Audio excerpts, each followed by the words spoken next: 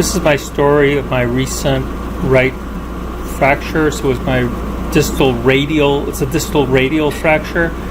This picture kind of shows the extent of it. You'll notice that there's a distinct curvature where where things don't look normal. I fell during an inline skating session, and that's what happened. I fell backwards. I wish it didn't happen, but it did.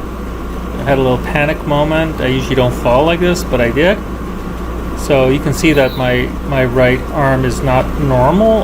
I was hoping it would be okay, but no, not. I went to see the orthopedic surgeon. So this happened on the 30th of June 2023. On the 3rd of July, I had an appointment with the orthopedic surgeon. He said, well, this is a little tougher. You're going to need to have surgery to get a plate placed to support the bone and the recovery, the healing.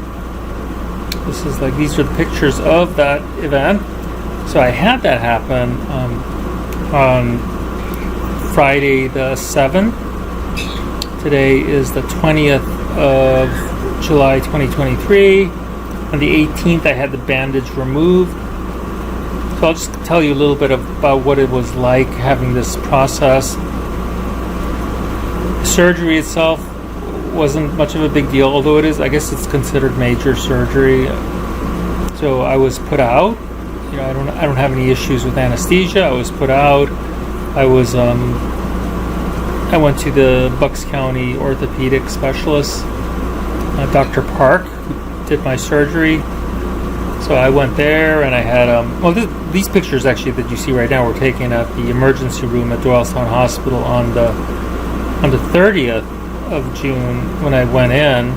Interestingly, I had to drive in there, and I wasn't going to call an ambulance because I didn't think it was warranted. So I drove in with a stick shift car, which is a manual transmission. Normally I shift with my right, and this is my right arm, and I couldn't do anything, so I shifted with my left arm, and I made it to the hospital. It was awesome. So I made it there, no problem. At the hospital, what they did was they had to set it. So if you look at some of these pictures, you can see that you don't want to set it incorrectly. You want to make sure the bone everything is set the way it should be. But that this was going to be painful, so what they did was they sedated me, and I was out, and when I woke up, everything was set, and I was happy and ready to go. But obviously, it was nowhere near complete, so I had to keep this. It was kind of a cast with a bandage on, not a true cast. I kept that on for about it was like about a week, right? Actually, it was like a week before the surgery occurred. And then the surgery itself was, I was obviously put in under anesthesia. There was an option for me to numb my arm, but I chose not to do that because when I listened to all the potential side effects or the risks, it didn't seem like it was warranted. And I was thinking, well, what's the worst thing? I have to take pain medication? I'm not one that has a hard time dealing with pain, so I said, okay, I'll just deal with the pain. So I took the pain medication. I didn't even take the hardcore stuff, the opioids. I just went with Tylenol and ibuprofen. After the surgery, I did 1 Tylenol extra strength and then 3 ibuprofen, rotating on a 3-hour cycle, right? So basically I was taking each one every 6 hours. So I'd switch between the 2 every 3 hours, and I was on that for basically a day after the surgery, and then I started titrating off of it. I didn't really want to be on a lot of pain medications, and I still feel some pain. So to deal with that, I'll take 2 ibuprofen at night, or just ice myself.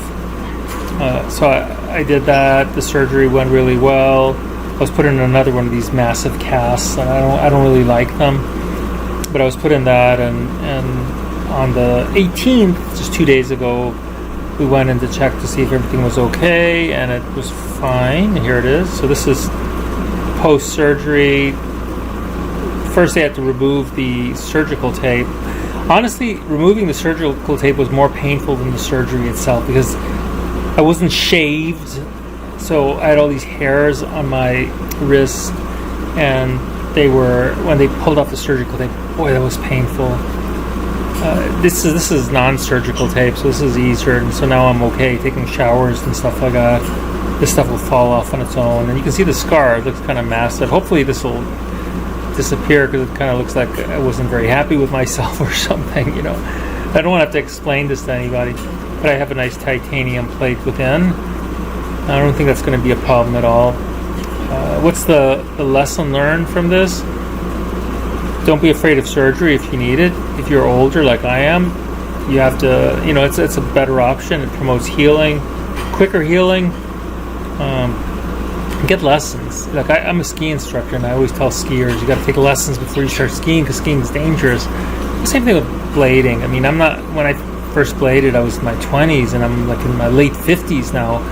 So it's not the same thing as it was when I was in my 20s. And sometimes we forget that, you know, oh, I did it then, I was fine. I used to jump off of curbs and everything like that. I had a good time. Well, you know, I'm not that age anymore, so just got to remember that too. Although I'll keep on blading, I'll do it much more carefully and with brakes.